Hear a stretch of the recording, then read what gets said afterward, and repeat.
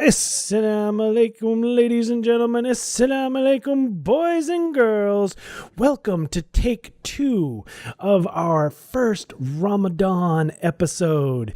We are here early tonight so that we can be with you and we can talk about Ramadan and we can talk about how your Ramadan is going, probably as well as some things that are in the news. Maybe not. I don't know. We're not there yet. And then we can go break our fast at Maghrib. But we are here on the first Tuesday of Ramadan to be with you guys. So, Assalamu alaikum, Ramadan Mubarak. And with that, ladies and gentlemen, the hardest working Imam that I know, Imam Azhar. Assalamu alaikum, Ramadan Mubarak, peace and blessings to all of you across the globe. And for those who are watching on live stream tonight, we wish you all a blessed and happy Ramadan. Yes, as Carl said, we are now in the month, and we want to apologize for last week because the electricity did go out in Carl's neck of the wood. Unfortunately, they don't have Florida Power and Electric as advanced as we do down here in solar energy world of the Sunshine State. But nevertheless, Hey man, was this Washington D.C.? Come on now. It's cold country versus sun country. Come on, we can fight about it. It's Ramadan. That's not a problem. But the Prophet Muhammad, peace be upon him, told us if someone argues, we just say, I am fasting. So we welcome you. We thank you all. And we want to kind of pick up a bit on what we talked about last week and incorporate that into our discussion this week, which will be a very short but sweet, hopefully, discussion as we all are preparing for the last few moments of our fast to lift up our hands and implore the Lord Almighty to accept from us and to help us all. But before we do that, just want to have a quick discussion with you tonight. So, Carl, last week we were talking about what we need to do in this blessed month, and it was totally opposite of what we were accustomed to doing. And I gave the example of the cell phone and all the apps and how we'd have to, number one, turn off all the apps, go through all our app lists and hopefully delete some which are unnecessary. And then we would have to recharge our phone, and then we'd have to reboot our phone so that the phone can re-emerge as the phone we want it to be. Using that same example and that analogy into our lives, our hands are only 2, our fingers are 8 plus 2, but we have our minds and our bodies in so many places that we have to realize that we've depleted all our energy. And Ramadan is the time to come inwards. Ramadan is to retreat from all that's happening. And the point I was making when we cut off last week was the world's not going to stop. Problems aren't going to cease. Things are only going to get worse. And you can count on it. It's only going to get worse. But your presence in the equation of the solution at this time isn't an option. Have to pull out. And so these are part of the struggles of Ramadan. How can I really change my life? How can I really recharge my soul? It requires that I have to disconnect. Well, it's hard to disconnect because we're on Facebook right now, and we're also on social media. But we have to know how to curb it down to the balance, where there's a balance between time on social media and time off of it. Time doing things which are necessary and time that we're doing things which are for enjoyment and pleasure. So the topic of tonight are the struggles of Ramadan. And let it be known the struggles of Ramadan are real. It's truly a battle. But you know what, Carl? This isn't a battle with the devil. And you know why? I don't. I'd love to hear the answer to this one. I was hoping you would give the answer because, people say, the traditions say that the shaitans, the devils, are chained in the ocean this month. So why am I still struggling to, protect my gaze or not do something wrong or think about something wrong or waste my time when I know I'm in such a precious month? These problems are continuing to arise because, these problems are arising now because it's to let you know they were there in existence before Ramadan. The fact that they're being highlighted is because you try to do out of the ordinary. What you're not accustomed to doing on a daily basis, you're starting to do now. And since you're starting to do it now, your body's telling you no. Hey, we've been doing it for the last 11 months. Who are you to tell me no now? So the struggle isn't with the devil. The struggle is within oneself. This is your jihad. This is your struggle because you're realizing that there are flaws within yourself. And as I'm pointing to myself, there's a lot of flaws in me. And these 30 days are for me to, number one, identify them. Number two, uproot them. Number three is substitute them. Substitute them with something better. But remember, we're only day 6 into it, depending on which moon you follow. But we're not going to get into that moon wars again because Carl had the better part of it last week, and I'm not going to let him have the better part of it again. That's why his electricity went out, which runs on coal. We are going to talk about problems. So, Carl, could you share with us, are there problems in Ramadan? Do you think there are problems? Yeah, I mean, it's so for me, and I'm getting just a little bit of echo from you. Sorry. For me, I don't know if it's self-imposed problems, like we do this to ourselves, and this is a problem, and these problems that we bring on ourselves, or I don't know if it's. I'm still getting that echo from you. I'm so sorry. And I don't know if it's like human nature that causes these problems. And I don't know if it's hangriness that causes some of these problems. But the problems exist inside Ramadan. And it could just be ourselves, like I was saying. It could just be human nature because... Let's be honest, the way our technology exists, we've lost the art of communication as human beings. The English is a dying language where, thanks to Apple and movies, or specifically the Emoji Movie, where we're going back to hieroglyphics to communicate. So maybe it's a societal issue, but we're not communicating. So when you take in our own personal issues and our own personal biases and our own personal view on the situation, and then you add in the lack of proper and good communication, and then the final layer on this 3-layer cake is hangriness. Because you're tired and sometimes you miss things and you don't always catch it all. It just creates a big, hot mess.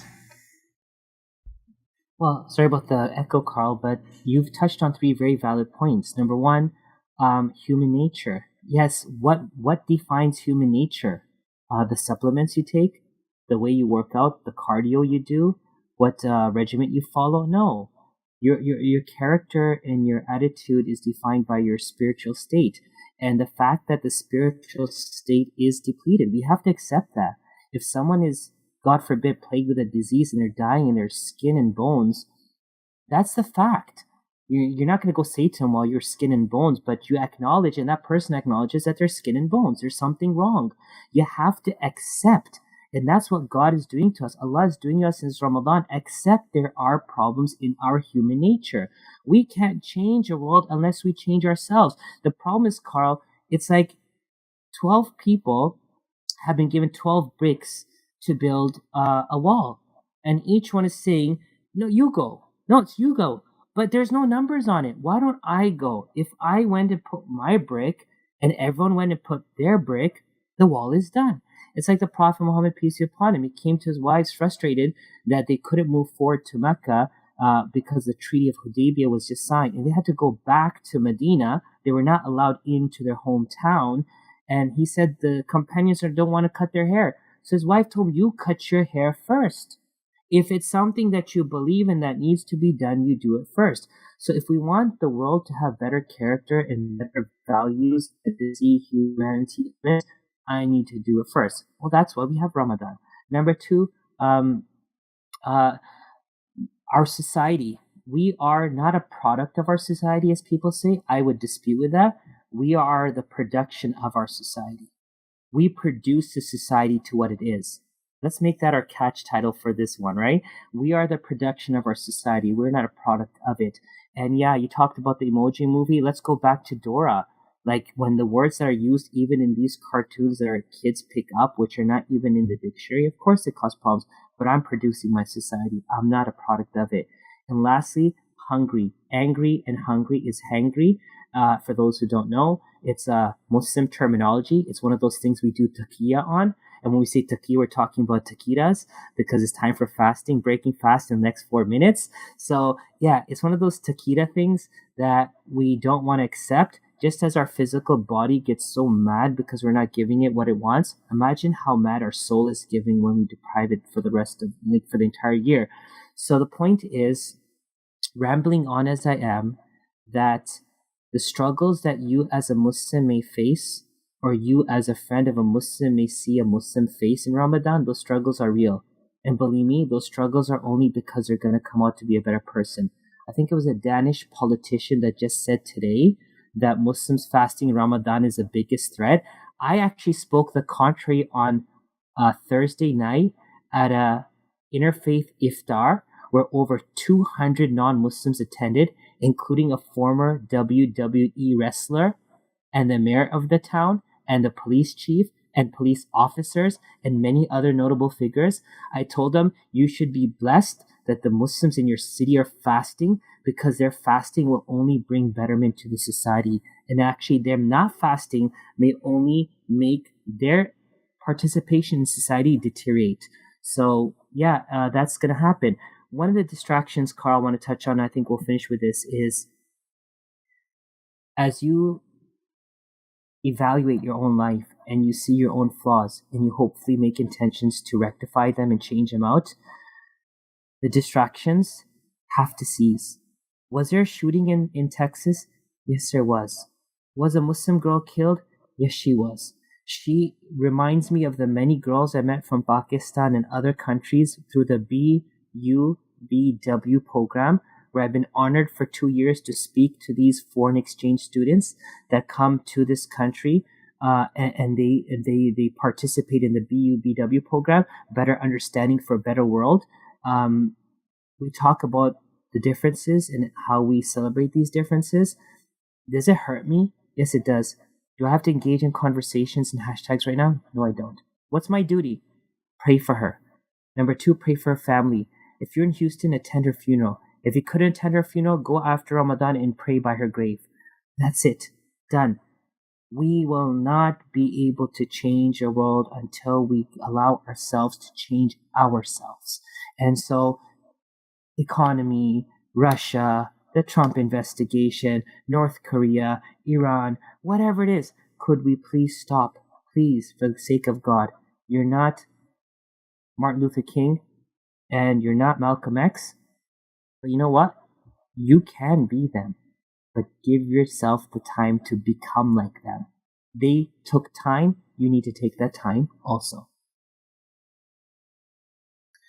So just because this was not something we had talked about before the show, I'm going to gauge on what you have said that we're going to cut this short so that you can go break your fast when Maghrib. Oh, no, never mind. We're going to keep going because that's what we do. We're here and we're ready to take this on.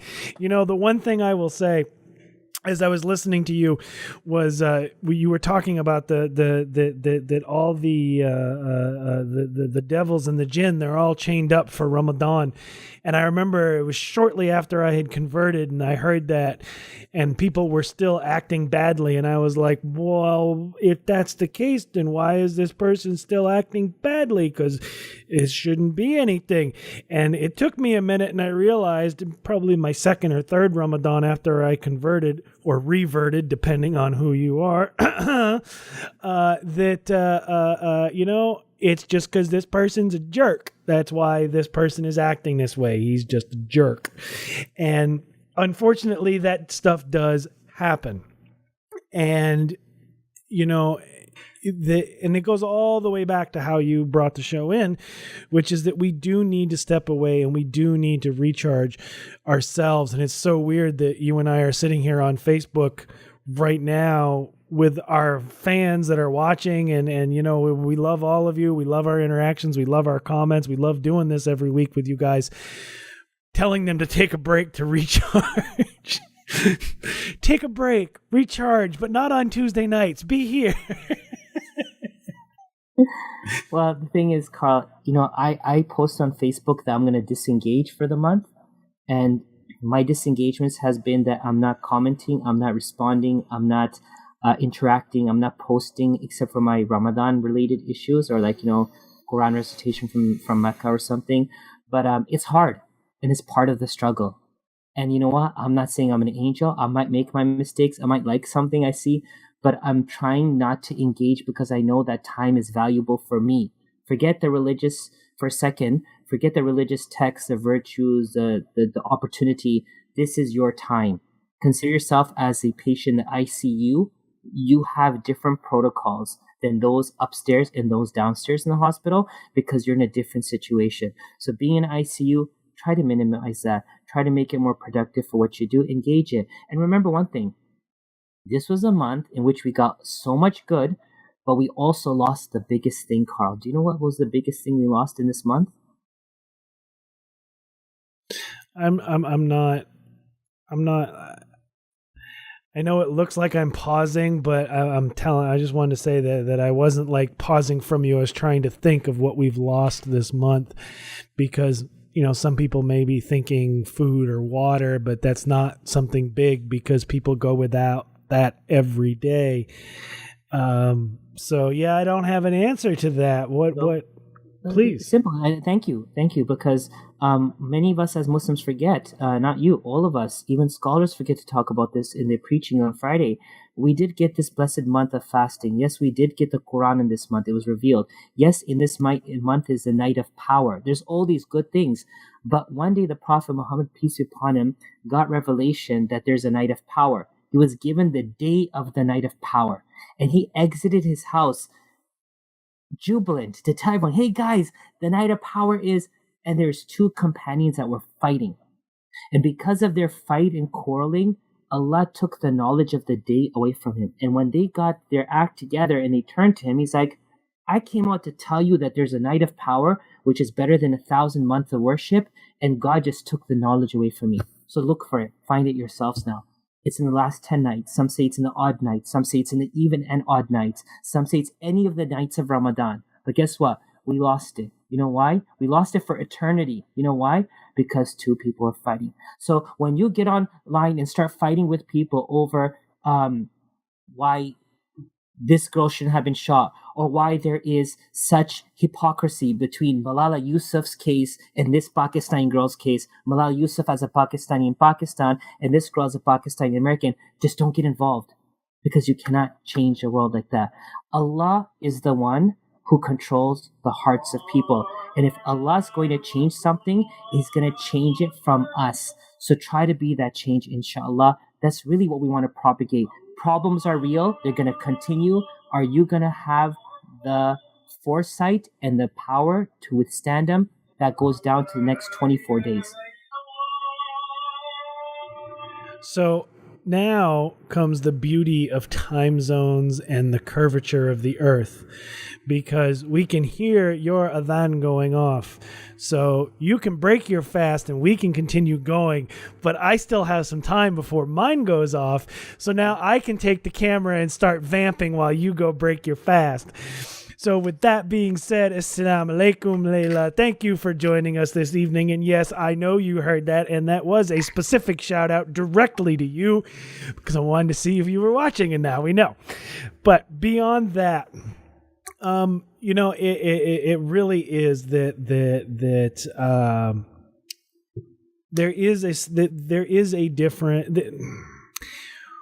We expend a lot of energy through the day. Whether the energy is getting up, whether the energy is praying, whether the energy is fussing with someone because they cut you off in traffic, or we expel a lot of energy during the day. And thanks to Ramadan, and thanks to our fasting, and thanks to, all of that, it kind of puts us in check as humans to when and how we expend that energy. Because during Ramadan, because we are fasting from food, and because we are fasting from water, and we're supposed to be fasting from bad words and bad languages. Salam, Chris. Thank you for joining us this evening. We have to reconsider when we expel that energy and how we expel it. And Ramadan is a really good time to reflect on that. meaning that if you're going to jump on Twitter and have a Twitter war with somebody over which scenario was worse because a human life was lost, it's not something that's energy you shouldn't be expelling, because it's Ramadan, you're fasting. Reserve your energy as best you can for where it's needed, your salah, your dua, your taraweeh, and things like that. Yeah, and so basically, sorry, I just broke my fast. No, it's all good. So basically, if you were thrown into, or just say you fell into ice cold water, which I tried to intentionally do twice, is go into ice water. It's good, therapeutic. But only got halfway through it. I couldn't go the whole way. And wait. We're not going to let this go. You did a polar bear challenge? It wasn't a polar bear challenge. It was for therapeutic reasons. And so I went into an ice cold water. It's a professionally made thing, but I could only get halfway because I just couldn't take the rest. Point being said is, when you go into that position, they tell you the importance of harnessing every atom of energy you have and not wasting it, because your lungs are functioning extra fast, and so is your heart. And if you're going to try to move yourself, just say you were like in a pond or something, you're going to kill yourself. So we don't understand that spiritually we've killed ourselves with the continuity of frivolous debates amongst Muslims. Even in this blessed month of Ramadan, there's discussions going on about between Muslims of who is a real Muslim. Why don't we let Allah judge that? It hurts. Initially, you just laugh, scoff, then you get tired, and then you cry. You literally cry. What's happened to us? Whatever we're doing as Muslims is evidence of the fact that spiritually we're dead. Wake up and smell the coffee. When we can't respect each other, when we cannot strive to prove it to God, and we're striving it to prove to His creation, we're trying to appease them and not the Creator and the Master Himself, we've lost it. And Allah made it very clear. And since this Ramadan will end with a very nice tradition on my end, where it is that, to near meaning, it tells us that, either we could please God and gain His pleasure, or we could try to please His creation and gain none of that. There is a tradition where Allah says, "O my servant, verily you want and I want, and nothing happens except what I want." So Allah's saying, look, you want something, I want something. As your creator, I know what I want, but I'm cognizant of the fact that you also want something. But my track record shows that it's always happened what I wanted. So Allah's saying the track record shows it's always what I wanted and nothing else. So Allah then gives a deal. If you do what I want, I will do for you what you want. It's called a win-win situation. If you spend Ramadan the way God wants you to, He will do for you the next 11 months what you want Him to. But if you don't do what I want, I will make you tired in what you're trying to do, and only that's going to happen what I wanted. So it's end of story. It's like common sense. It's not rocket science. For those who make Islam so so up there, like academic and stuff, good for them. But Islam is simple. Allah wants something for you that you need for yourself. Do it. The struggles are real. Document them. And when you document them, work on them. And when you work on them, inshallah, God willing, when the month ends, you're going to have a better footing against those desires, against those flaws, against swearing, against shouting, against hatred, that you're going to shine. And I promise you, by God, Allah will change your hearts to the people around you that you will shine. But you have 24 days to make it happen. And as you can hear, ladies and gentlemen, that is the adhan on my end going off. And I will tell you all that the first time Imam Azhar and I spoke and we did this kind of thing, I was absolutely amazed that my adhan was later than his, because we're both East Coast, we're both up and down the East Coast, but and I think we talked about it last Ramadan, and his suhoor is actually the same time as mine, but his maghrib is sooner than mine. So I guess that means that I have to move to Florida now. So there you go. You're welcome. Anytime. Get away from this coal-burning country, apparently. Take my little revert self down to the solar panel country. There we go. I think Sister Laila is going to have a discussion after Ramadan. I think she's basically bearing this until after Eid, and I think we'll have a showdown, inshallah. Let's do it. And with that, ladies and gentlemen, we have reached another episode, the end of one more time for the record. And with that, ladies and gentlemen, we have reached the end of another episode of the Raw Islam podcast with Imam Azhar. Your host has been Imam Azhar. I am BC Dodge, your co-host, and I don't know, shall we call it the comic relief in the stress? I don't know. We are very grateful that you all joined us this evening and that you added to the conversation. We want to say thank you to everybody online. Say thank you to everybody on YouTube, and say thank you to everybody that has downloaded this podcast after it's been published. We want to encourage you, and here's a note. Everybody take note. Everybody write this down and stick it to the front of your computers. We are going to start going earlier because it's Ramadan, because we want to be done before Maghrib. So be looking for us around 7:30 for the next month. Can we all write that down and do that and put a post-it someplace? I'd really appreciate that. And share it with your friends. Let them know that we're going to start going earlier for Ramadan. If you have not checked out our website, head over to thevennetwork.org. Get yourself a cool Venn Network t-shirt, which I am not wearing mine tonight, to help support the shows, help support the podcast hosts, and help support the network. And I think that's it for right now. Those are our final words. So once again, from everybody from the Raw Islam podcast, we want to say Ramadan Mubarak.